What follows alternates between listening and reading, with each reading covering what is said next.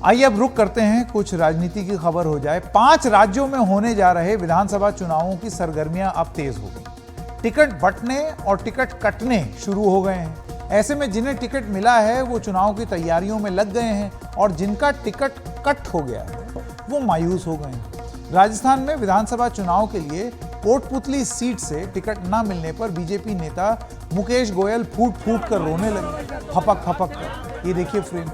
मुकेश गोयल ने 2018 में भी विधानसभा चुनाव लड़ा था, लेकिन कांग्रेस के राजेंद्र सिंह यादव से 13,000 से अधिक वोटों से वो हार गए। इस हार के बाद मुकेश गोयल 5 साल जनता के बीच सक्रिय रहे, लेकिन पार्टी ने इस बार उनकी जगह हंसराज पटेल गुर्जर को चुनाव लड़ाने का फैसला किया, लिहाजा वो दुखी हो गए। कल अपने निर्वाचन क्षेत्र में बैठक के दौरान मुकेश गोयल जब भावुक हुए तो समर्थकों ने उनके समर्थन में नारे लगाए।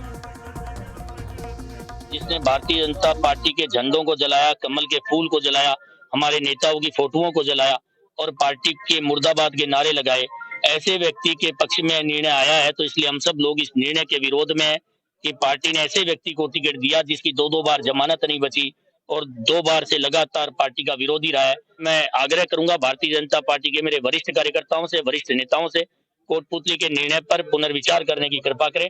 यहाँ के किसी भी एक कार्यकर्ता को टिकट दे जो पार्टी के लिए जीता मरता हो, चाहे भले मुकेश गोयल नहीं हो, लेकिन मुकेश गोयल पार्टी के निर्णय के साथ रहेगा। लेकिन इस निर्णय को बदलना पड़ेगा।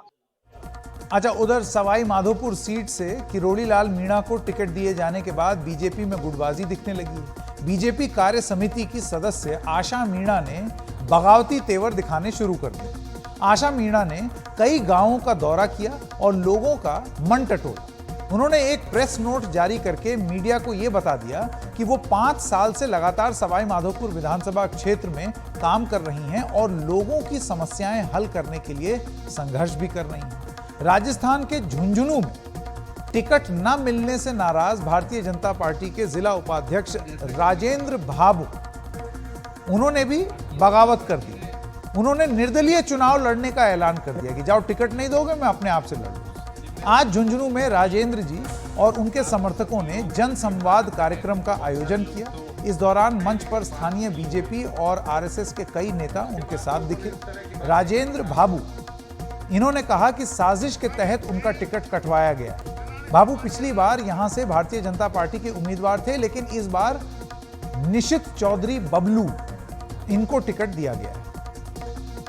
मेरे द्वारा जो 5 साल में जो कार्य किए गए और जन भावना का जो मेरे प्रति जुड़ाव हुआ, उससे कुछ चंद लोग या 1-2 व्यक्ति कुंठित थे और बहुत भविष्य में उनकी महत्वाकांक्षा को शायद सफलता नहीं मिलने के बीच में मुझे बाधा मानते हुए एक षड्यंत्र पूर्वक मेरी टिकट काटी गई है। बाकी विधानसभा बारे मुझे नहीं पता क्या हुआ। तो राजस्थान में बीजेपी की पहली लिस्ट आने के बाद से ही नेताओं का असंतोष सड़क से लेकर के पार्टी दफ्तर तक दिख रहा है। टोंक जिले की बात ले लीजिए। यहां देवली उनियारा सीट से विजय बैंसला को टिकट देने का विरोध हो रहा है। तो कहीं टिकट कटने पर विरोध, कहीं टिकट मिलने पर विरोध। इसे लेकर कल नेता विपक्ष राजेंद्र राठौड़ का ज्ञापन भी सौंपा गया है। वहीं आज राजेंद्र राठौड़, क्योंकि नेता हैं बीजेपी के, टोंक बीजेपी दफ्तर में जब बैठक के लिए पहुंचे तो कार्यकर्ताओं ने विजय बैंसला गो बैक के नारे भी लगा दिए। देवली उनियारा क्षेत्र में भारतीय जनता पार्टी नेताओं का कहना है कि वे बाहरी विजय बैंसला को बर्दाश्त नहीं करेंगे। केंद्रीय मंत्री गजेंद्र सिंह शेखावत का कहना है कि बीजेपी में टिकट चाहने वालों की संख्या ज्यादा है, इसलिए ऐसा हो रहा है, लेकिन अगले कुछ दिनों में सब ठीक हो जाए। कार्यकर्ता अपनी आकांक्षा, अपेक्षा, महत्वाकांक्षा को लेकर के सभी राजनीतिक दलों में इस तरह के प्रयास करते हैं और टिकट मिलने के बाद में स्वाभाविक प्रतिक्रिया परिवार में आती हैं। भारतीय जनता पार्टी का परिवार क्योंकि बहुत बड़ा भी है और ये तय है कि भारतीय जनता पार्टी की सरकार बनने वाली है, इसलिए भारतीय जनता पार्टी में टिकट के आकांक्षियों की संख्या कंपैरेटिवली ज़्यादा है। मुझे लगता है अगले 1-2 दिन में सब विषय समाप्त हो जाएंगे।